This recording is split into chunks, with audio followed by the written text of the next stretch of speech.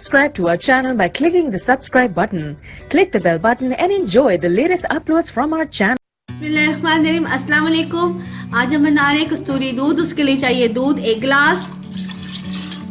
इसमें जाएगी इलायची, ग्रीन कार्डेमम 1 जाएगी और इसके अंदर शुगर। इसको हम अच्छी तरह पहले ब्लेंड करेंगे।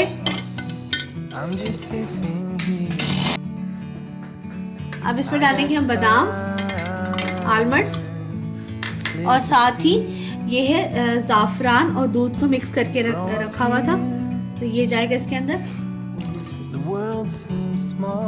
12 दूध, बादाम, इलायची को और ज़ाफ़रान को मैंने अच्छी तरह ब्लेंड कर लिया। अब मैं इसको गिलास में डालूंगी। कस्तूरी दूध तैयार है। इसको आप ट्राई करें। इसको अपने आप गर्म भी यूज कर पी सकते हैं, ठंडा भी आप पी सकते हैं। आज की रेसिपी कैसी लगी मेरे चैनल को सब्सक्राइब करें, शेयर करें। अल्लाह हाफ़िज़।